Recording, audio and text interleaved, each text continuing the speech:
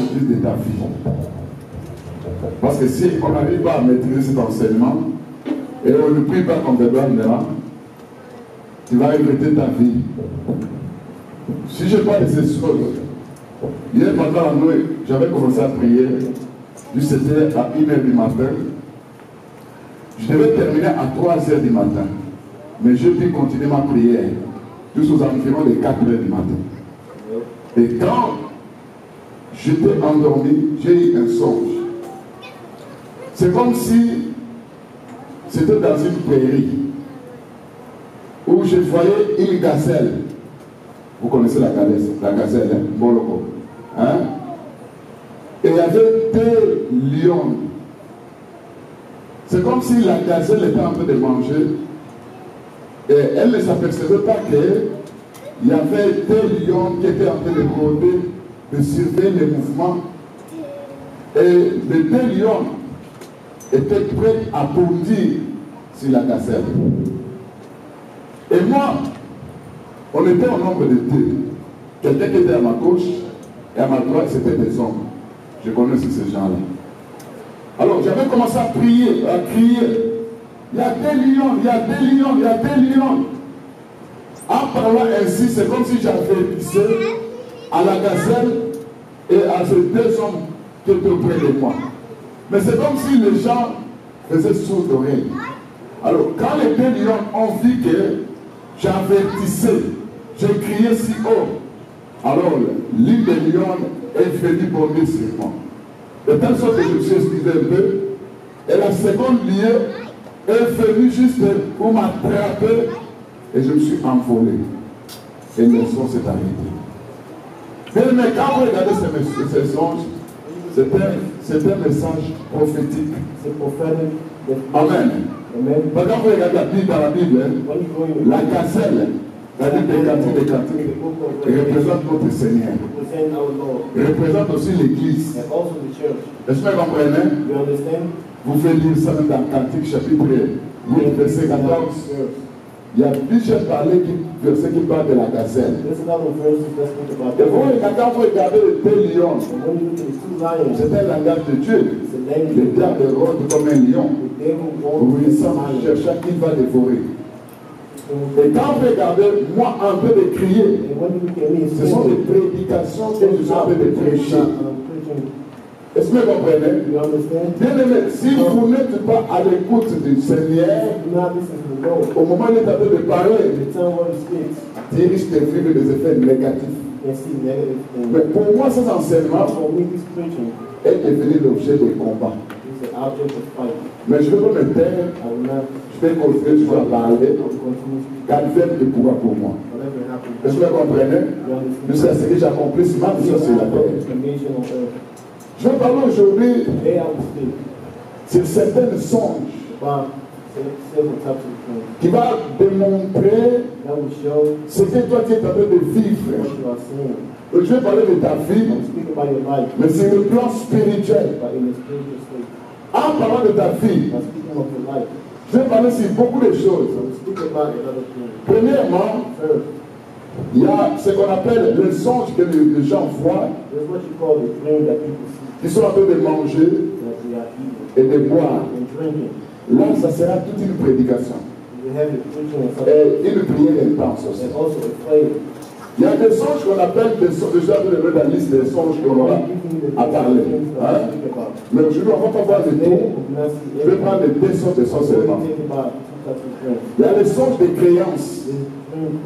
Les songes de créance, c'est soit on te demande une dette, ou tu es en train de payer une dette, mais sans savoir que c'est la dette que tu es en train de payer. Parce qu'il n'y a pas de révélation. On t'a déjà volé la révélation de Dieu. Mais tu es en train de payer ça. Je vais te montrer comment. Et vous allez voir, il y a aussi des songes des formes. On est en train de voler, d'usurper, de prendre quelque chose qui t'appartient. Mais toi, tu restes calme. C'est comme si pour toi c'est normal. Alors que ce n'est pas normal. Il y a des songes de perte de choses. Il y a des songes de mariage. Il y a des songes où on voit des rapports sexuels, on fait des rapports sexuels. Il y a des songes de nudité. Il y a des songes où tu es en train de vendre et d'acheter. Il y a des songes où on est piqué soit par un insecte, soit par un serpent, soit par un moustique. Il y a des songes de condamnation. Il y a aussi des songes de limitation. Bien aimé, à part ça, il y a les songes aussi d'enrôlement.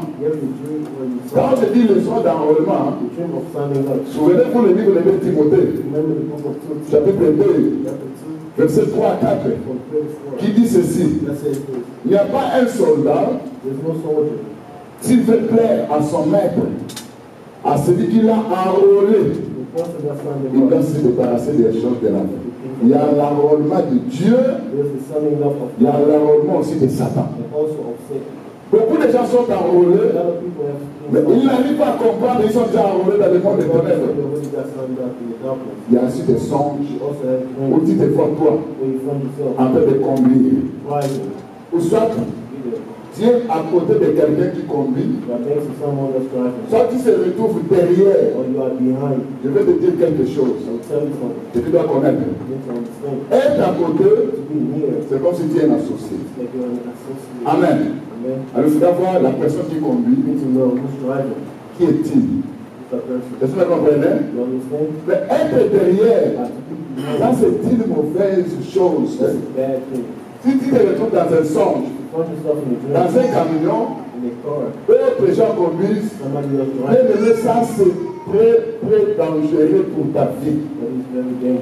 On peut t'amener n'importe où, donc toi tu ne contrôles pas quelque chose. Ta vie est contrôlée, dirigée par d'autres gens. Est-ce que vous comprenez? C'est pourquoi toi, en tant qu'enfant de Dieu, écoute ce que le Saint-Esprit est en train de dire dans ta vie. Ne prends pas ça au hasard. C'est Dieu qui veut te parler. Pourquoi bien aimé? Parce que beaucoup des enfants de Dieu vivent des situations bizarres. Ils disent, le Seigneur est Jésus, notre Dieu est puissant. Mais quand vous regardez sa vie, avec la vie de la parole de Dieu, avec ce qu'il est en train de mener, on ne voit pas la puissance de Dieu dans sa vie. Marie qui confesse que Dieu est puissant. Est-ce que vous comprenez? Sa vie passe à côté. C'est là bien aimé. Il y a des gens aussi qui n'arrivent même pas à avoir une révélation. On a usurpé, on a enlevé, on a soutiré ce qu'il devait voir. Il est devenu comme un aveugle. Il est conduit quelque part. Il ne sait pas qu'il finira par tomber dans un trou. Moi, quand je prie Dieu, Dieu me parle. Et il me dit comment je suis en train de vivre, quels sont ces combats. Parce que pour le moment, je suis tellement combattu et réclamé. Le Seigneur m'a fait voir quoi? Ça, c'était tout ça, c'est pour moi. J'ai vu un palmier. Et un groupe de gens est venu couper les palmiers. En coupant les palmiers, le palmier devait tomber. Mais le tronc du palmier était enfoncé sous la terre. Et des gens disaient, toi, tu dois mourir. Et moi, je disais, je ne mourrai pas. Je ne mourrai pas. Je criais si haut et si fort. Je me suis réveillé. J'ai compris que la Bible dit, les justes croissent comme un palmier. Mais il y a tout un groupe de gens qui sont en train de couper les palmiers. Vous me comprenez? Ça veut dire, mon combat pour le moment, je dois me tenir debout, je dois chercher la face de Dieu jusqu'à ce que je verrai la gloire de Dieu. Est-ce que vous comprenez? Mais toi, devant Dieu, comment tu es? Qu'est-ce que tu vis? Tu dors?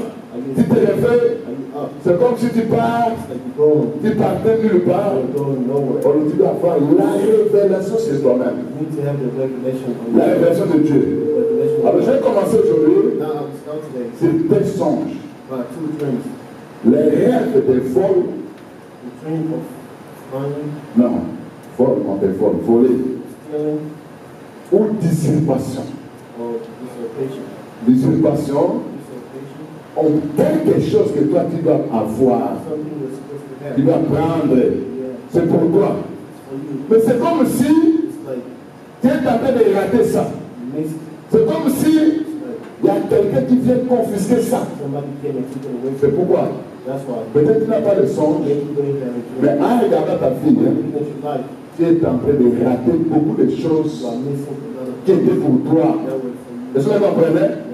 Si je posais plusieurs questions, les gens me diront, oui, j'avais raté un boulot, on devait me payer $30 par l'heure. J'avais raté quelque chose, une promesse d'argent. Mais si tu as raté ça, quelque part, on a usurpé ça. On t'a volé ça. Parce qu'il y a des usurpateurs. Enfin, vous me comprenez? Est-ce que c'est ça? Suivez-moi bien, aimé. Quand vous regardez la vie de qui? De Jacob. Et la vie de qui? De Esaü. Vous savez que Jacob a usurpé le droit de naissance de qui? Esaü. Et il a aussi volé la bénédiction de qui? Il a aussi pris la bénédiction de qui? D'Esaü. Malgré que c'était le plan de Dieu. Mais bien aimé, il y a quelque chose, parce que quand vous regardez, dans Genèse 25, verset 22, vous sautez pour le verset 26, et vous prenez aussi 29 à 31. Vous allez constater que les deux enfants étaient dans le sein de leur mère. Mais dans le sein, à l'intérieur du ventre de leur mère, il y avait déjà un combat à l'intérieur. La Bible dit que les deux enfants se heurtaient. Se heurtaient, ça veut dire qu'il y a un combat. Mais ça s'est passé où? Dans le ventre de la mère. Enfin, suivez-moi. Est-ce que vous comprenez? Et la Bible dit que quand les deux enfants devaient sortir, Esaü, qui devait sortir le premier, mais il était tenu par les talons par qui? Jacob. Dans un langage terre à terre. Là, je ne parle pas dans un langage prophétique. Dans un langage terre à terre, hein, c'est pour dire que toi, tu ne sors pas, c'est moi qui sors le premier. Est-ce que vous comprenez? Est-ce que c'est ça? C'est un langage terre à terre. Je ne vais pas parler ça prophétiquement, mais je parle dans la compréhension humaine, parce qu'on peut prêcher la parole dans la connaissance, la doctrine, la prophétie et la révélation. Est-ce que vous comprenez? En cherchant à prendre ça, vous allez voir que ce qui se passe dans le ventre, ce qui s'est passé au sortir du ventre de la mère, un jour, quand Jacob cuisinait un main, l'Écriture dit que Esaü est revenu de la forêt, il a trouvé son frère. Il faisait quoi? Il préparait un repas. Et qu'est-ce qu'il a dit? Est-ce que tu ne peux pas me donner ton repas? Qu'est-ce que Jacob va dire? Si tu fais, vends-moi ton droit de naissance. Est-ce que vous comprenez? C'est-à-dire moi que je deviens ton aîné et tu deviens mon petit frère. Et qu'est-ce que Esaü a fait? Il a vendu le droit de naissance. Est-ce que vous comprenez? Quand maintenant est venu le tour de la bénédiction, où papa devait bénir Esaü, la personne qui était bénie, c'était qui? C'était Jacob. C'est Jacob qui est devenu Israël. Et Dieu est devenu le Dieu d'Israël. Est-ce que c'est? Est-ce que vous comprenez? Ce langage cache sur beaucoup de choses dans ta vie. Qu'est-ce qu'il y a des choses qui se passent? Ou toi, il y a quelqu'un qui est en train d'usurper, qui est en train de voler, de prendre quelque chose qui t'appartient. Mais toi, tu n'arrives pas à comprendre qu'on est en train de confisquer quelque chose qui m'appartient. Et tu trouves ça normal. C'est là où, enfant de Dieu, vous devez chercher à comprendre. Peut-être que ça longtemps, tu as vu un songe. On t'avait volé quelque chose. Peut-être c'était l'argent. C'est peut-être que tu avais perdu ton wallet. Peut-être que tu avais perdu ou un voleur était entré dans votre maison. Tu t'es réveillé, tu as regardé la maison. Oh, c'était un songe. Est-ce que vous comprenez? Or, l'ennemi est déjà à l'intérieur de ta maison, qui est ta vie. Parce que Jean 10 dit, les voleurs ne viennent que pour dérober, égorger et détruire. Est-ce que vous comprenez? Bien aimé, quand vous regardez beaucoup de choses qui se passent dans la vie, souvenez-vous, ici sur la terre, nous naissons avec nos étoiles. Enfin, nous naissons avec quoi? Avec nos étoiles. Quand le Seigneur est né, l'Écriture dit, les mages ont vu l'étoile du roi. Cette étoile représentait un roi. Est-ce que vous comprenez? Est-ce que c'est? Et quand ils sont arrivés à Jérusalem, l'Écriture nous dit, ils ont cherché où était né le roi. Et quand Hérode a entendu ça, alors c'était un problème. Il fallait maintenant tuer le roi qui était un petit enfant. Est-ce que c'est ça? Peut-être que je pars, hein? Quand tu ne regardes pas ta vie. Mais je voulais te faire voir quelque chose. Regarde bien quand ta mère était enceinte. Et les médecins ont dit c'était un petit garçon à l'intérieur. C'est une fillette. Ta mère peut te raconter le combat qu'elle a eu. Des menaces d'affrontement. Des problèmes. Elle sentait vraiment, elle sentait qu'elle allait perdre cet enfant. C'est parce qu'on a vu que l'enfant qui devait naître avait l'étoile de Dieu dans sa vie. C'est ce qui caractérisait ces combats que toi tu as fait. Peut-être que quand tu es sorti, il y a eu des maladies bizarres. Tu souffrais. Tu attends à l'hôpital, tu attends à la maison. Aujourd'hui, ta mère peut te parler de ça. Pourquoi?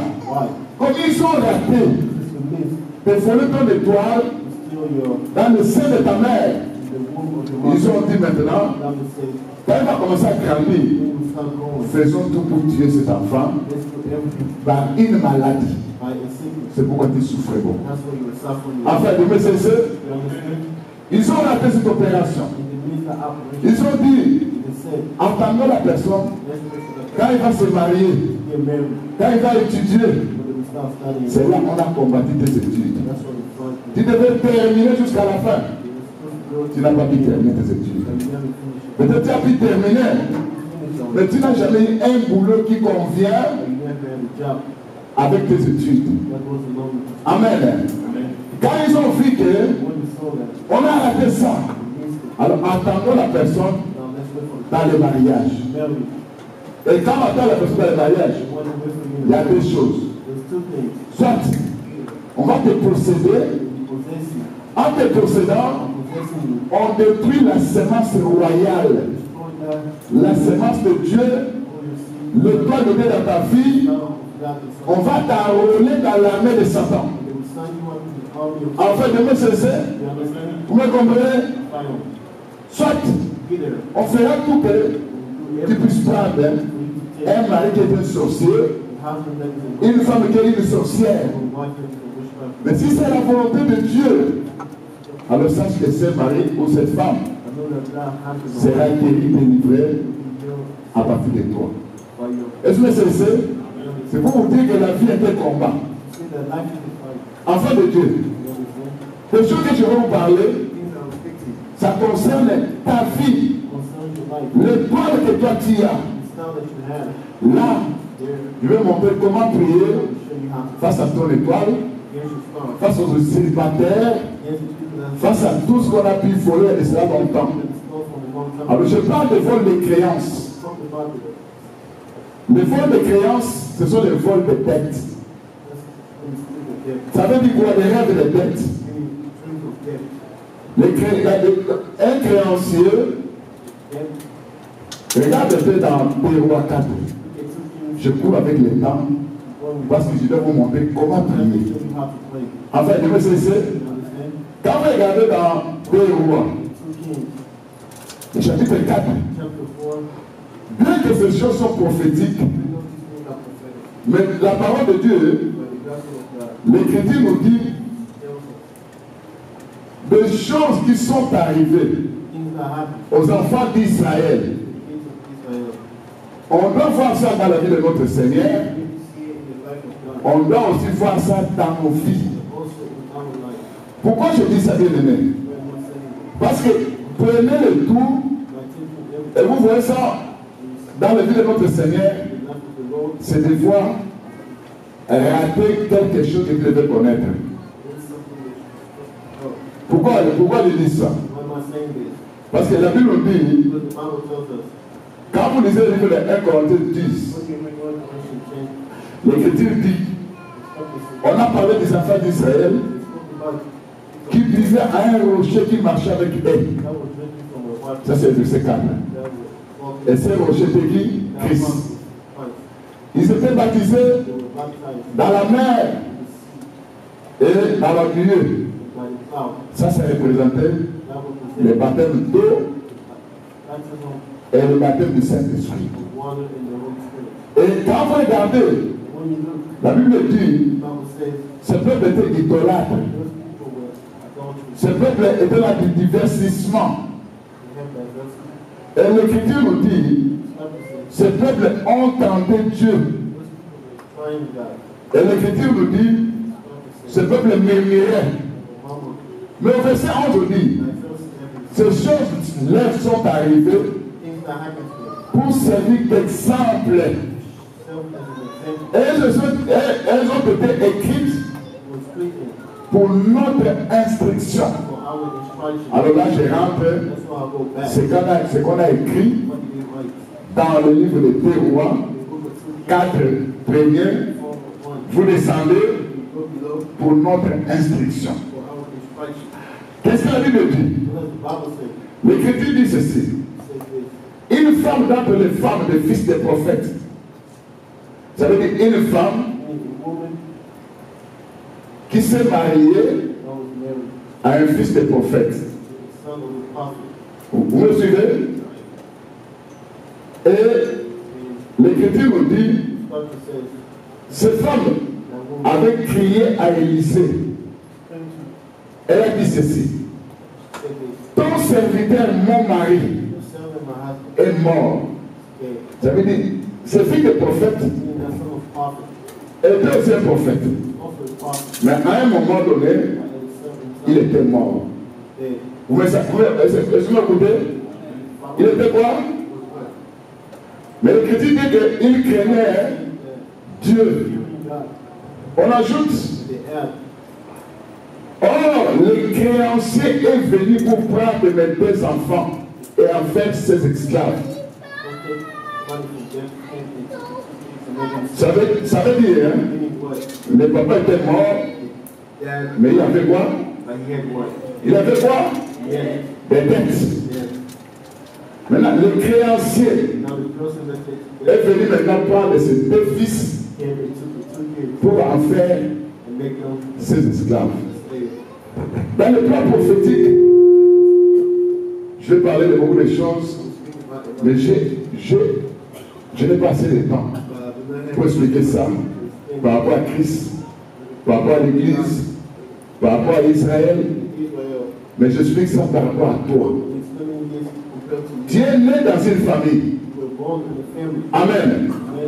Peut-être ton père et ta mère est décédé déjà il y a cela longtemps. Est-ce que c'est ça? Peut-être aussi tes ancêtres ont décédé il y a cela longtemps. Amen. Mais en vivant sur la terre, ils avaient contracté des dettes. Mais c'est ça. Ils avaient contracté quoi? Des dettes. Quand je parle de dettes, il y a des dettes physiques où quelqu'un demande de l'argent, où on a emprunté quelque chose. Il y a des dettes aussi spirituelles.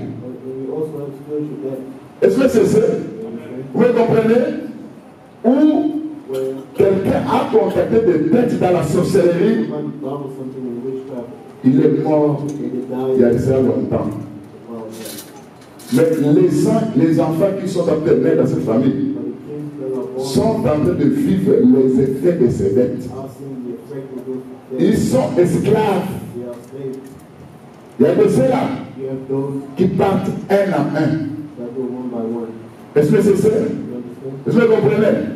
Partant, ça veut dire qu'ils sont en train de mourir à cause de dettes que quelqu'un a octroyées, mais eux sont des innocents. Bien aimé, quand je parle de ça, il peut arriver dans tes songes, tu te vois quelqu'un en train de te demander une dette. Or, en te demandant ta dette, cette dette, tu te retrouves pas. Je n'ai jamais eu une dette. Et je n'ai pas de dette. Est-ce que vous comprenez? Mais on me demande ça. Peut-être on ne va pas te dire que ça c'est une dette. Non, quelqu'un tend la main. Donne-moi ton argent. Donne-moi quelque chose. Peut-être qu'on ne tend pas la main, mais tu vois une main invisible. Ne dormez pas. Regardez ici. Amen. Hein? Une main invisible en train de venir prendre. Peut-être dans le songe, tu as vu quelqu'un venir prendre quelque chose de cher, une personne de chair qui t'appartenait. Ça, c'est un langage. Enfin, je me sais. Vous me comprenez?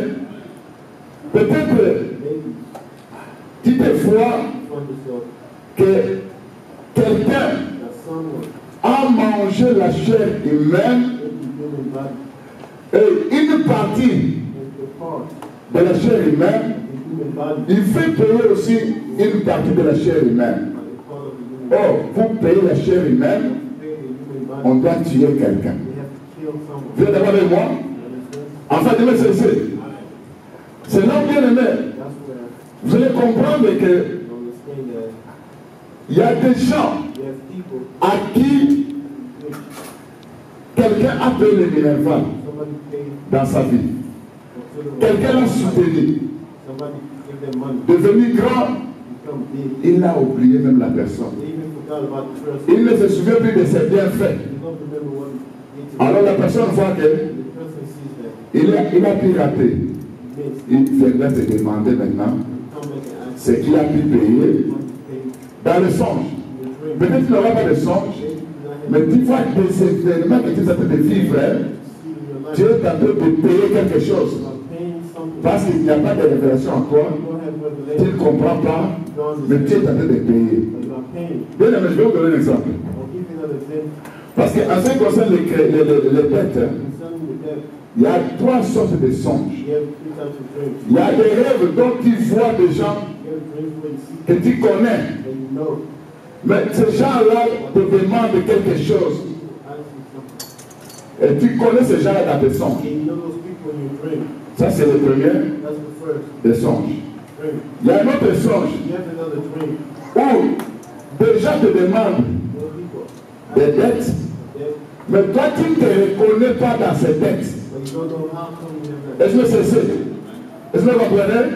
C'est ça d'être contacté par quelques membres de la famille qui sont décédés. Peut-être ton père, ta mère, ton oncle, tes ancêtres. Il y a des dettes où des fois, on t'a prêté quelque chose, comme argent. On te demande de donner ton fils ou ton enfant. Ça veut dire que ça provient de l'argent donné, mais on demande une personne. Est-ce que c'est ça? Bien aimé, suivez-moi. Parce que je vais parler de votre vie. Si tu me suis, si tu ne me suis pas, moi mon rôle, c'est de crier. La lionne est en train de venir. Pour le moment, je suis en train de crier. Si tu ne fais pas attention, ce que tu auras à vivre, hein, mais Dieu t'a déjà parlé. Il t'a déjà averti. Est-ce que c'est ça? Regarde. Dans ce monde, quelqu'un peut te donner un papier, un bic. Lui sait que ce n'est pas l'argent, ce n'est pas un bic, mais c'est la représentation de quelque chose de spirituel. Lui au moins il connaît ça. Mais toi tu ne connais pas ça. Amen. Tu avais pris ça. Peut-être tu as mangé. Peut-être tu as utilisé. Peut-être tu as acheté quelque chose. Mais en retour de ça, d'après le message subliminal, tu dois payer une personne en rapport avec ce qu'on t'a donné. Et tu ne comprends pas qu'est-ce qui se passe réellement. Bien-aimé, il y a des songes où tu es en train de payer la peau cassée. Quand je dis payer la peau cassée, tu es en train de... Je prends un exemple. Chez nos frères Bakongo. Quand on parle d'Enkodia, c'est l'héritage où quelqu'un dans la famille doit être béni et les autres vont dépendre de cette personne-là. On appelle la l'Enkodia. Il y a une famille à Kinshasa. Et c'était dans un deuil qui s'est passé. Le papa avait beaucoup d'argent. Il était mort.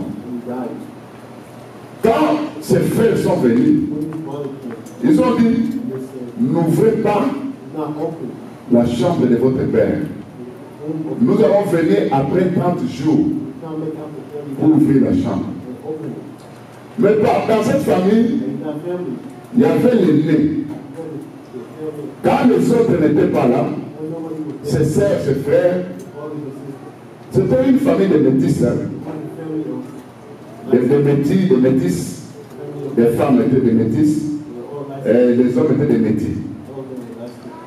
L'un des grands frères, quand les autres n'étaient pas à la maison, il a pris la clé, il a ouvert la porte. Il a cherché par-ci, par-là, ce qu'il pouvait trouver, il a pris ça. Mais en soulevant les matelas, il voit une marmite. Par curiosité, il ouvre la marmite. Il n'y avait rien à l'intérieur. Il ferme ça.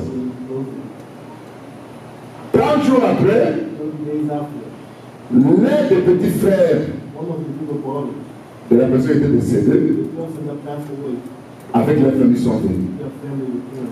En entrant dans la parcelle, avant d'ouvrir, ils ont posé la question, qui est entré ici? Et vous savez, personne ne disait que c'était moi. Et ils ont dit, vous avez détruit la bénédiction de la famille. Qui a ouvert la marmite? Les sœurs étaient là. Ils ne savaient absolument rien. Elles ne savaient absolument rien. Hein? Est-ce que vous comprenez? La chose qui était dans la marmite s'est envolée. C'était une bénédiction familiale liée au Kodia.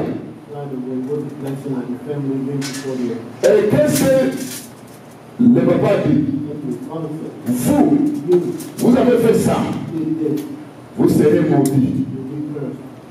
Vous allez vieillir avant l'âge. Toute votre vie, vous allez perdre tout parce que vous avez perdu notre héritage de la famille. Ça s'est envolé. Quelque temps après, le fils qui naissait dans la famille, qui était né il y a très longtemps, qui était de métis, quand vous regardez toutes ces filles, on dirait bateau à côté de la métisité. Est-ce que vous comprenez? On enlève d'abord la quoi? La beauté. On vole ça. Et quand vous prenez un garçon qui a 18 ans, et avec un garçon de la famille qui a 18 ans, vous allez trouver un autre comme un grand-père. Coco. Laissez faire. Qui a volé? Qui a détruit? C'était l'aîné de la famille. Qui sont en train de subir? Et l'aîné et les autres. Bien aimés, nous sommes dans des familles, il y a des choses bizarres. Si nous venons à Christ, nous devons d'abord identifier quel est l'esprit qui règne dans notre famille. Si mon père avait beaucoup d'argent, d'où venait cet argent? Est-ce que vous comprenez? Si quelqu'un était béni et que les autres dépendaient de la personne, est-ce que c'était une bénédiction de Dieu? Est-ce que c'était une bénédiction qui venait de quelque part? C'est là où bien aimé, tu dois prier. Parce qu'aujourd'hui, tu es en train de payer la peau cassée. Il y a des choses qui t'arrivent. Tu ne sais pas. C'est à cause des membres de ta famille. Est-ce que c'est ça? Mais mon problème, c'est quoi? C'est de faire quelque chose, de prier. Alors, bien aimé, tu ne peux pas continuer à payer la peau cassée, à souffrir, parce que quelqu'un a fait quelque chose et toi tu subis les conséquences. Non. Tu dois dire non à cette situation. Est-ce que vous comprenez? Avant de dire, vous me saisissez, la Bible dit quoi? Dans Proverbe 22, verset 7, l'Écriture dit, celui qui emprunte est esclave de celui qui prête. C'est pas ça? L'Écriture dit, ne devez à personne si ce n'est que quoi? L'amour. Bien aimé, je vous ai dit que dans cette dette, que les autres payent, peut-être il y a peut-être de souffrir, peut-être il y a cassation de la vie de ton mariage, peut-être tu n'es pas heureux dans ton mariage, peut-être tu n'arrives pas à monter, peut-être tu n'arrives pas à vivre ce que tu devais vivre. Tu ne sais pas que tu es en train de payer la peau cassée. Bien aimé, je te dis, ne reste pas comme cela. Tu dois faire quelque chose. En ce qui concerne des dettes que tu reconnais, si on te demande, vous savez, il y avait un papa, ce papa-là avait beaucoup d'argent. Il s'est arrangé à prendre une femme pour son fils. Hein? Vous voyez ça? Et vous me suivez? Il avait la dot, tout. Après un certain temps, ce fils, comme le papa a le fils a vu que vraiment son père a fait tout pour lui. Qu'est-ce qu'il a fait? Je vais prendre le nom de mon fils. Le premier fils, ça sera le nom de mon père. Il va donner le nom de son père. C'est pas aussi mauvais. Hein?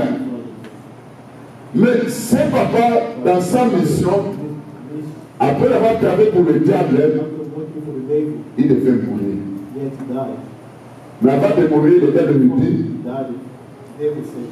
soit toi tu meurs, ou tu me donnes une personne de très chère. Est-ce que vous comprenez? Maintenant, ce frère qui avait cru au Seigneur, il voyait dans le songe son père qui venait lui demander une dette. Il n'arrivait pas à comprendre, mais tout prenait la dette que mon père me demande. Il a payé les études, c'est normal. Il a pris une fois pour moi, c'est normal. Est-ce que vous comprenez? Mais d'où vient cette dette? Une nuit, c'est comme s'il faut le dire, la dette qui va me payer, c'est ton fils qui porte mon nom. Parce que lui, c'est moi. Il est allé causer avec le pasteur. Pasteur, regarde ce que je vois. Le pasteur pose la question. Je sais que payer les études, là, le père n'a pas le droit de réclamer. Amen, hein? C'est normal.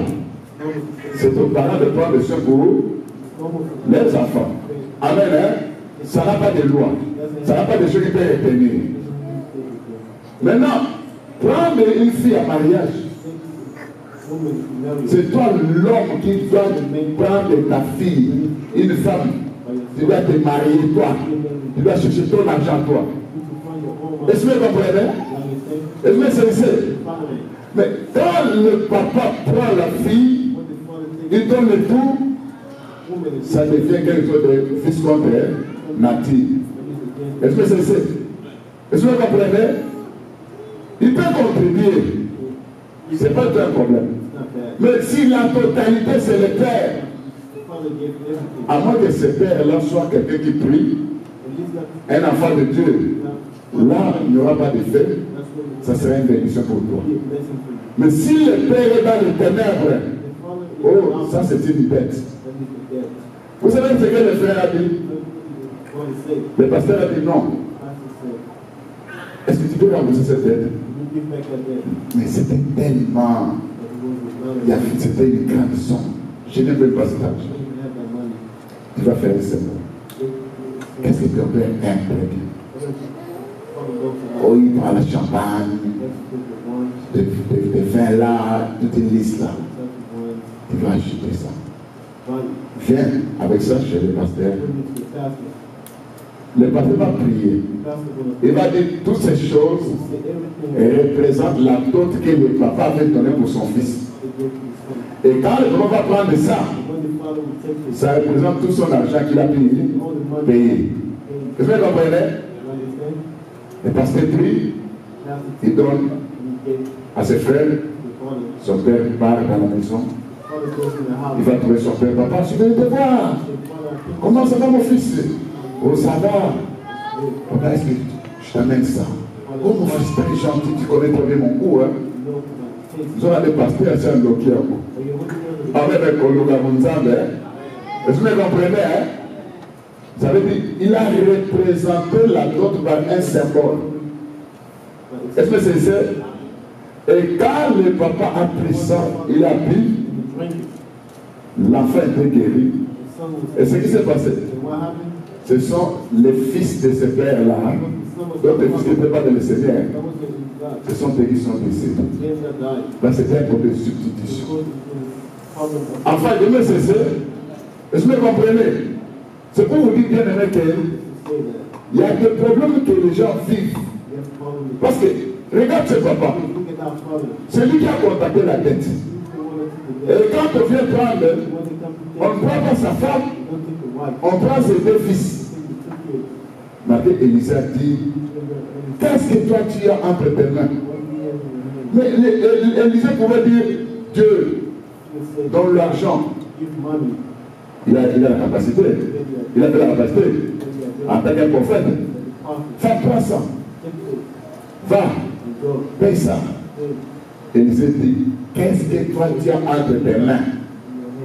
Donc la chose doit provenir de toi. Prophétiquement, ça casse un langage. Est-ce que vous comprenez? Quand je parle de ta fille, là je ne parle pas de ça prophétiquement. La femme a dit, un peu de l'huile. Prends de l'huile. Apporte les vases. Commence à verser. Nous savons très bien que ça c'est un langage spirituel. Les vases qu'on a pris, même chez les voisins, représentaient nous. Et Christ a versé quoi? De l'huile, qui est le Saint-Esprit. Ça, c'est le plan prophétique. Amen. Hein? Mais dans la chair, cette femme a pris cet argent, l'huile. Elle est allée avec chez le prophète. Le prophète a dit, va vendre ça et faire la dette. Vous comprenez que les enfants étaient délivrés de l'esclavage à cause de ce qu'on a payé. Vous êtes avec moi? Maintenant, ça, ce sont des dettes que quelqu'un reconnaît, qui peut avoir des effets, où tu dois payer. Mais il y a aussi des dettes que tu ne reconnais pas. Mais si tu ne reconnais pas ces dettes, tu dois commencer à nier ta prière, à refuser. Je dis bien, à faire quoi? À faire quoi? À refuser, à nier. Je ne reconnais pas ces dettes.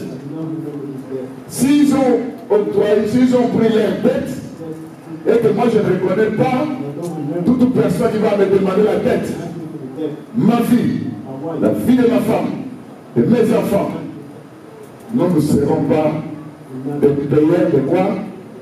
Des dettes. Amen. C'est le regard que je vais vivre. Peut-être si il y a l'argent, à un niveau, ça va descendre. Tu as 10 000, ça descend. Tu as 5 000, 15 000, ça descend. Tu ne sais pas qu'on a limité ta vie à cause des dettes que des gens ont pris sur le plan spirituel. Mais tu dois te payer. Mais tu dois délimiter ta vie. Tu dois délimiter ton argent. Regarde, je vais vous montrer le secret. Souvenez-vous de qui? De Job, hein? Vous connaissez Job, hein? Qu'est-ce que Job avait dit? Seigneur, moi Job, s'il y avait une veuve, il y avait quelqu'un qui était misérable, je venais aider la personne. Je venais aider la veuve. J'étais devenu l'œil de l'aveugle, le pied du boiteux et la bénédiction du misérable revenait sur moi. Je vais te montrer un secret. Papa Menga, un enfant de Dieu, qui demande de lui, Seigneur, donne-moi le minerval, donne-moi le minerval. Dieu envoie un ange. Va donner à mon fils le minerval. Et il y a qui ça? Papa Thomas, qui passe chez Papa Menga. Mon frère, j'ai des preuves pour le minerval. Papa Thomas dit, prends cet argent, va payer le minerval. Qui a aidé? C'est Papa Thomas. Maintenant, quand l'ange qui vient avec la bénédiction, il voit que la réponse de Minerva a été déjà donnée. Il regarde, mais qui a soulagé? Qui a répondu? Mais c'est Thomas. L'ange va visiter maintenant Thomas. Parce que Job dit, la bénédiction du misérable tombait sur moi. Est-ce que vous comprenez? Toi qui surviens au pauvre, mais la bénédiction revient à toi. Et quand Dieu, il ne reste jamais avec la tête de trouille. Est-ce que vous comprenez? Et s'il paye, il paye le plus. Il va dire, bon, toi tu as donné à l'autre. C'était 10 000. Comme l'Écriture dit que celui qui donne,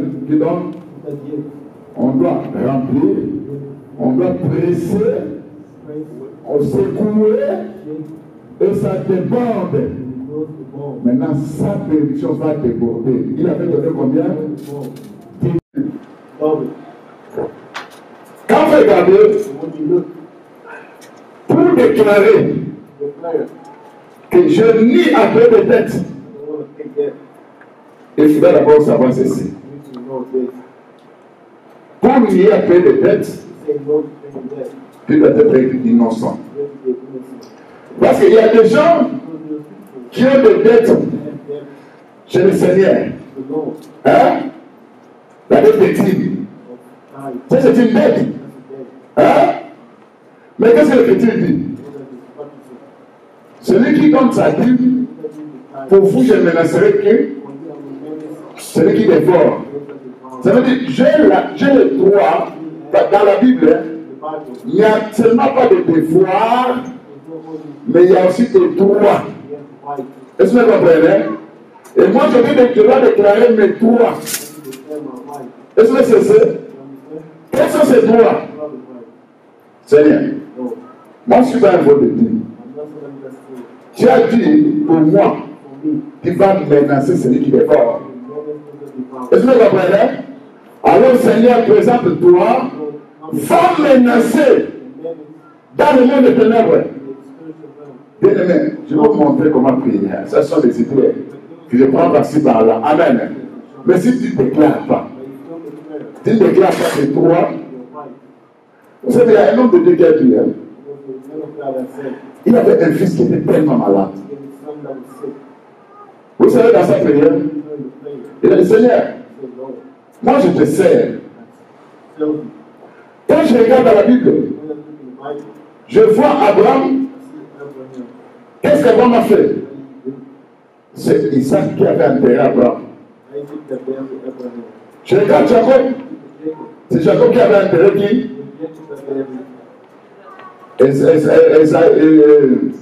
Isaac. Quand je regarde maintenant Jacob, c'est Joseph qui avait fait quoi? Et ce frère prie, Seigneur, je n'ai pas vu là où les pères avaient enterré les fils. Mais j'ai vu tous ceux qui te servaient, c'est leur fils qui les enterrait. Ça, c'est un droit acquis dans la prière.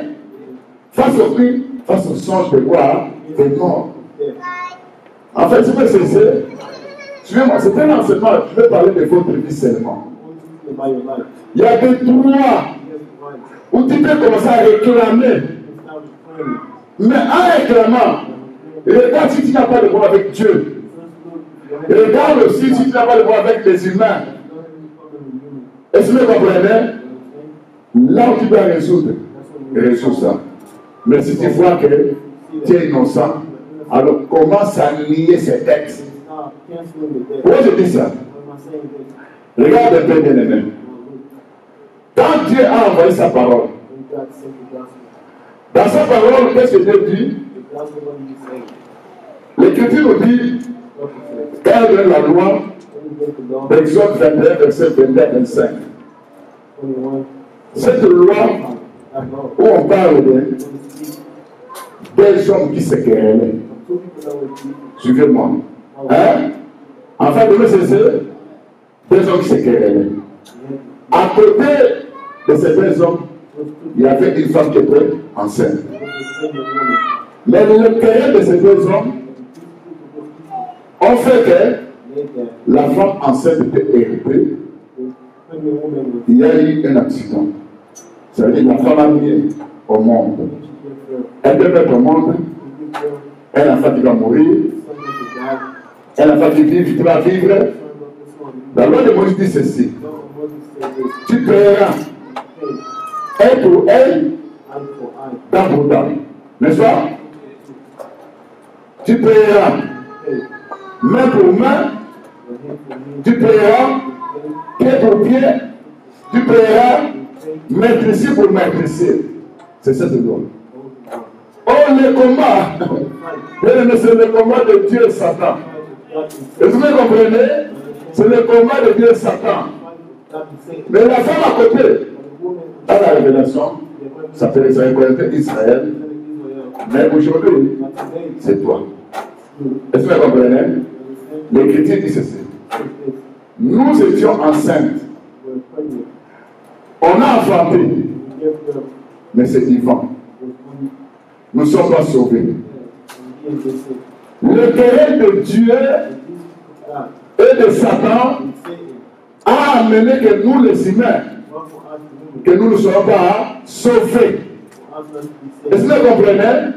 Vous me saisissez? Et comme Dieu lui-même, c'est lui qui a permis ça, il va se prendre sur la terre. C'est Dieu-là, c'est qui? C'est Jésus-Christ. Il va dire, moi, je suis venu accomplir quoi? La loi. Comme on dit, un sur un. Le Seigneur va dire, si ton œil droit est pour toi une occasion de chute, coupe-la, jette-la, pour que le corps entier ne soit allé dans la chair. Il va ajouter l'œil et la lampe du corps. Job a dit, j'étais l'œil de l'aveugle. L'œil représentait qui? C'est lui le Seigneur. Amen. Est-ce que vous comprenez? Vous me cessez. Qui a payé l'œil? C'est Dieu lui-même. Est-ce que vous comprenez? L'Écriture dit la main. Mais Isaïe 59 dit la main de l'Éternel n'est pas contre vous, mais pas contre vous sauver. La main de Dieu, c'est qui? C'est Jésus-Christ.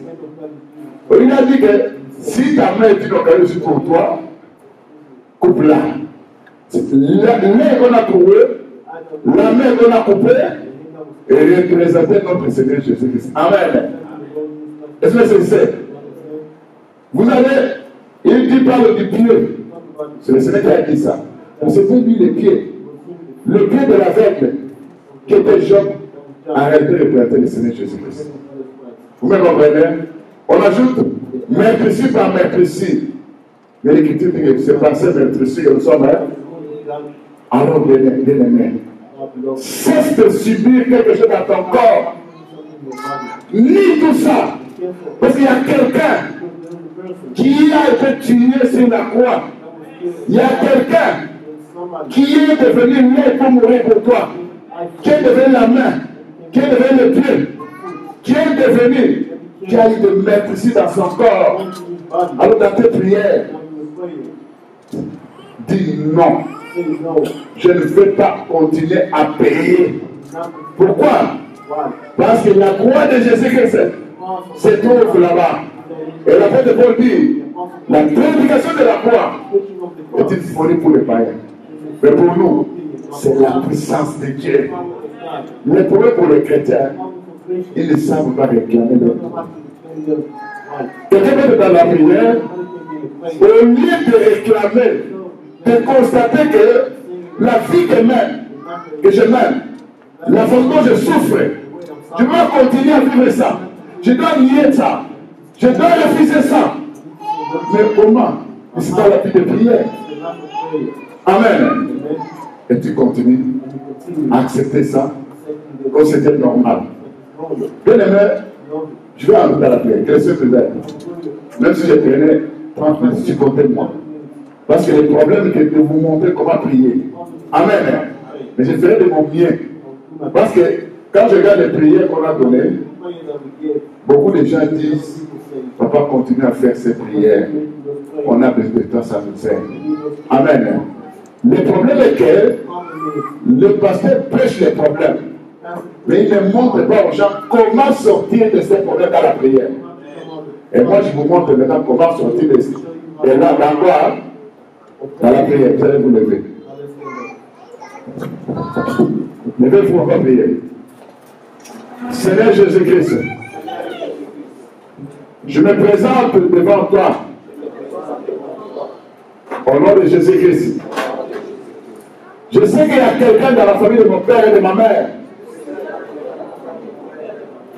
Et dans la famille, je suis marié, qui a contacté des dettes.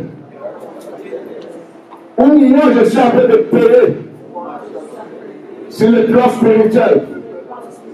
Je continue à souffrir ou à manquer quelque chose, soit une bénédiction, à cause de cette dette que moi je n'ai pas pu contacter.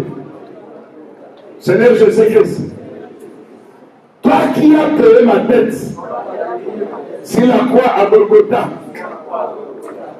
Tu as payé ta vie qui est le sang. Parce que l'Écriture dit, un pour un, temps pour temps, vie pour vie. Ça veut dire la vie de Jésus-Christ a été donnée comme un sang. Et ce sang-là, c'était pour me racheter. Je supplie quelqu'un qui va commencer à payer des dettes spirituelles alors que Christ a versé son sang. Par le sang de Jésus-Christ, je suis racheté. J'appartiens à Jésus-Christ. Il a payé ma tête par son sang.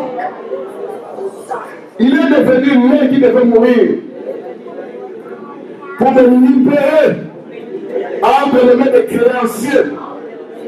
Seigneur Jésus-Christ, quand je regarde la loi qui est écrite dans Exode 21, 22 à 25, on parle de querelle des hommes, où il y a un accident, où on doit payer vie pour vie, un pour un, temps pour temps, main pour main, pied pour pied, méprisé pour méprisé.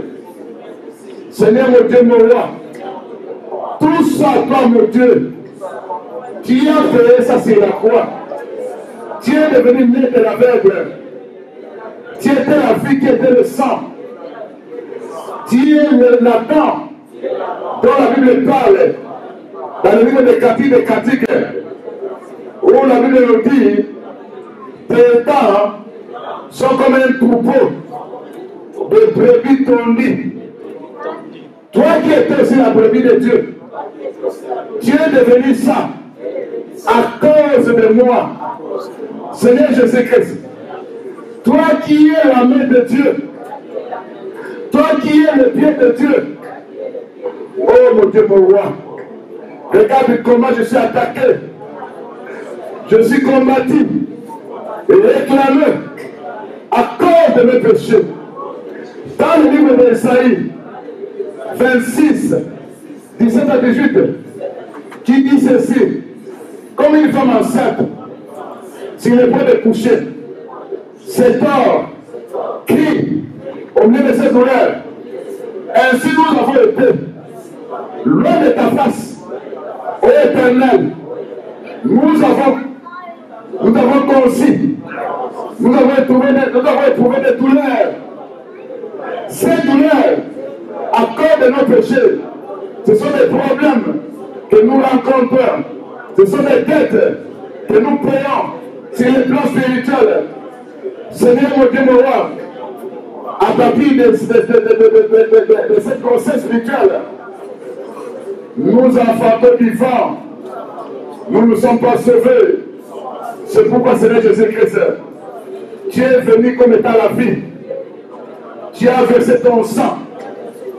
Parce qu'on était souillé, parce qu'on était contraint à payer les dettes liées au sang de nos familles. C'est pourquoi tu as pu verser ton sang prêché pour me racheter, pour me faire sortir dans des dettes familiales. Au nom de Jésus-Christ, Seigneur mon Dieu, mon roi, toi qui es la lampe du corps, viens m'éclairer, viens me diriger. Au nom de Jésus-Christ, l'Écriture dit, dans Isaïe 59, verset 1er, la main de Dieu n'est pas courte pour sauver, pour délivrer, pour guérir. Viens avec le salut. Toi qui es la main de Dieu, viens avec la délivrance. Toi qui es la main de Dieu, toi qui es la table de Dieu, viens avec la délivrance. Toi qui es l'aile de Dieu, viens avec la délivrance. Toi qui es le pied de Dieu, viens, Seigneur Jésus-Christ, avec la délivrance.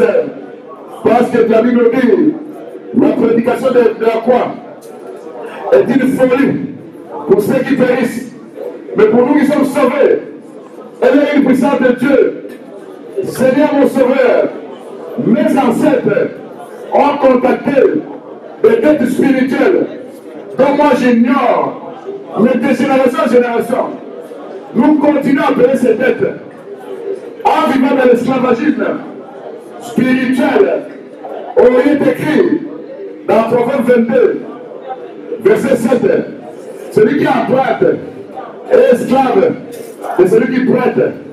Seigneur mon Dieu, mon roi, regarde nos mariages qui sont brisés, regarde nos filles qui sont écoutées, regarde la pauvreté qui nous poursuivent, regarde les problèmes liés à la santé que nous vivons à cause des têtes spirituelles.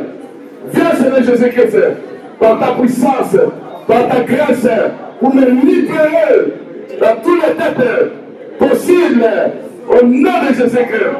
Seigneur mon Dieu, mon roi, il y a une main visible, il y a une main invisible qui confisque toujours ce que moi je dois avoir. Si je vais être béni, je rate la bénédiction, parce que la main invisible a confisqué ça. Seigneur, viens par ta grâce, viens attaquer cette main invisible au nom de Jésus-Christ.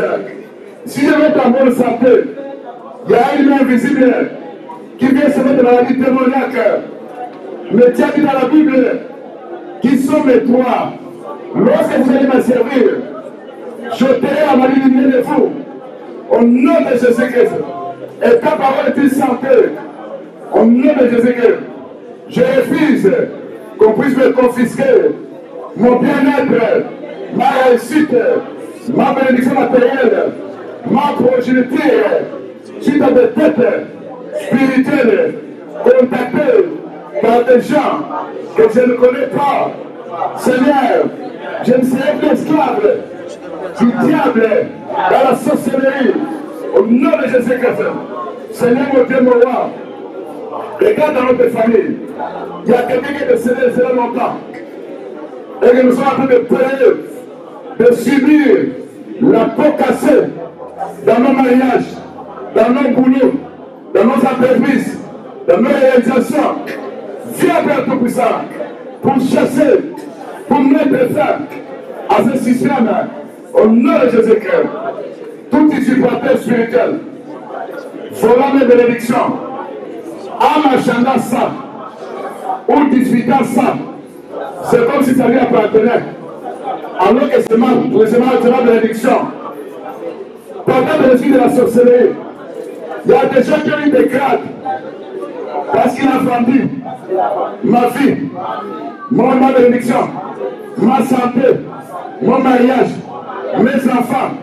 Il a reçu des grades, qu'ils soient dégradés au nom de Jésus-Christ, qu'ils soient dégradés au nom de Jésus-Christ. Seigneur Jésus-Christ, je paie ma dîme. Dans Malachie 3, verset 11, il est écrit, pour vous, je menacerai celui qui dévore, il ne vous détruira pas le fruit de ta vigne.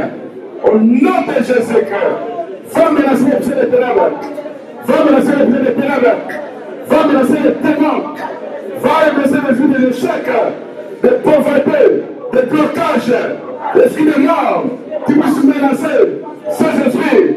Au nom de Jésus-Christ, par le feu dévorant, au nom de Jésus-Christ, par le tonnerre de Dieu, au nom de Jésus-Christ, toi usurpateur de mes promotions, de mes études, de ma santé, de mon avancement, sois attaqué, foudroyé par le tonnerre de Dieu, chassé par les églises de Dieu, au nom de Jésus-Christ.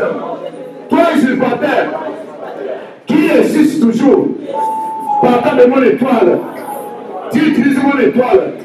À partir de maintenant, je confisque mon étoile entre tes mains au nom de Jésus-Christ. Au nom de Jésus-Christ, vous volez des étoiles dans la sorcellerie. Vous volez des étoiles dans la sorcellerie. Vous êtes en train de combattre Dieu qui m'a donné cette étoile. Vous aurez des problèmes avec mon Seigneur Jésus-Christ. Seigneur Jésus-Christ, je réclame toutes les bonnes choses que Dieu m'avait révélées à travers les rêves. Je rejette au nom de Jésus-Christ tous les mauvais rêves sataniques, d'usurpation, de payer des têtes dans le nom puissant de Jésus-Christ. Seigneur Jésus-Christ, On a mis quelque chose de mauvais dans ma vie à cause de dettes, à cause de forces spirituelles. On a enfoncé ça sur ma tête, sur mon dos, dans mon ventre. Viens pratiquer l'opération chirurgicale nécessaire dans ma vie. Change tout ce qui ne va pas dans le monde spirituel. Après ton opération spirituelle, au nom de Jésus-Christ, je réclame toutes les bonnes choses que j'ai perdues par suite des défaites, des attaques dans mes rêves. Au nom de Jésus-Christ, j'ai récupéré ça. Au nom de Jésus-Christ, toi, attaquant spirituel, tu es paralysé, neutralisé, foudroyé, bombardé, chassé de ma vie.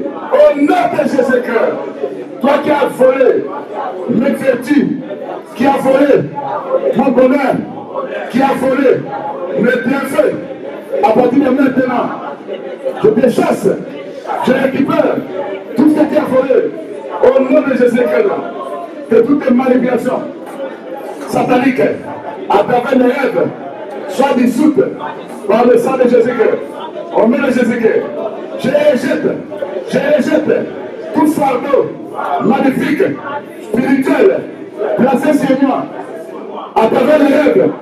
Au nom de Jésus-Christ, tout ce qu'on a cédé dans mon ventre, tout ce qu'on a cédé dans mon appareil génital, tout ce qu'on a cédé sur ma tête, tout ce qu'on a cédé sur mon dos, soit expiré, soit élevé par la puissance de la croix. Parce que c'est la croix qui s'est dépouillé les dominations. Le principauté, il les a mis en spectacle au nom de Jésus-Christ. Que tous les animaux spirituels en circulation contre moi, un faux lion qui m'attaque, qui veut me détruire, un chien, un serpent, un crocodile qu'on a mis en circulation pour m'attaquer, pour me détruire, qu'il puisse être renvoyé à l'air solitaire au nom de Jésus-Christ. Parce qu'il est écrit, c'est quand on l'a cédé, il est moissonnera au nom de Jésus-Christ, qui crée un coup pour un juste, il tombera au nom de Jésus-Christ. Seigneur Jésus-Christ, tous les rêves sataniques qui m'apportent des malheurs doivent changer au nom de Jésus-Christ. Je romps les alliances spirituelles entre moi et la famille de mon père, et la famille de ma mère, et la famille où je suis marié, par le sang de Jésus-Christ. Au nom de Jésus-Christ, toutes les armées des ténèbres qu'on a envoyées contre moi soient menacées, soient attaquées par l'armée de Dieu Tout-Puissant. Parce qu'on l'appelle l'éternel des armées. Au nom de Jésus, il va combattre les armées des ténèbres. Au nom de Jésus-Christ, que toutes les machinations, tous les complots, toutes les conspirations maléfiques, contraires à la volonté de Dieu, puissent échouer tristement. Au nom de Jésus-Christ, que toutes les tribulations arrêtent, sont converties en positivité. Au nom de Jésus-Christ, Seigneur Jésus-Christ, je me détache des malédictions, des sortilèges, des charmes, des ensorcellements, des dominations magnifiques dirigées contre moi à travers des rêves. Au nom de Jésus-Christ, je me libère de toute infirmité introduite dans ma vie à travers les rêves. Au nom de Jésus-Christ, je rejette l'époux démoniaque, l'épouse démoniaque, les affaires démoniaques, le mariage démoniaque, le fiançailles démoniaque, le commerce démoniaque, le voyage démoniaque, dans le nom puissant de Jésus-Christ. Au nom de Jésus-Christ, Seigneur Jésus-Christ, toutes les défaites passées soient converties en victoire. Au nom de Jésus-Christ, toute épreuve en rêve soit convertie en vie. Au nom de Jésus-Christ, toute mort en rêve soit convertie en résurrection. Au nom de Jésus-Christ, que l'échec en rêve soit converti en succès. Au nom de Jésus-Christ, la tristesse en rêve soit convertie en allégresse, au nom de Jésus-Christ. Le Père, en rêve, soit converti, en allégresse, au nom de Jésus-Christ. La servitude, l'esclavagisme, dans les rêves, soit converti, en liberté, au nom de Jésus-Christ. Le peuple, en rêve, soit converti, en gain, au nom de Jésus-Christ. Les oppositions, dans mes rêves, sont menacées, attaquées par le Dieu Tout-Puissant, au nom de Jésus-Christ. Toutes mes faiblesses, en rêve, se convertissent en force, au nom de Jésus-Christ. Que toutes les flèches, le coup de feu, l'épée, les harcèlements, retournent à l'est du terre, dans le nom puissant de Jésus-Christ. Au nom de Jésus-Christ, je scelle cette prière par le sang de Jésus-Christ. Parce qu'ils ont vaincu le diable à cause du sang de l'agneau, à cause de la parole de leur témoignage. Au nom de Jésus-Christ. Amen. Acclamons le Seigneur. Acclamons le Seigneur. Je vais écouter ça parce qu'il y a des gens qui vont aller au boulot. Tu vois, je vais écouter ça. Le dimanche, je vous avais promis sur les prières des esprits familiers. Ceux qui étaient en prière les samedis, ils ont vu ça. Ils ont entendu ça. On a prié. Il y a des choses qu'on peut rater ici, mais le samedi, on ne rate pas ça. Frère, on va m'envoyer la prière. On fera tout aussi pour mettre ça à disposition des autres. Amen. Hein? On va continuer sur les rêves. Le dimanche, je vais parler sur les rêves de manger. Seulement sur les rêves de manger. On va entrer en profondeur. Il y a des effets, des cas terribles que ces rêves font dans nos vies. Que Dieu bénisse à nous.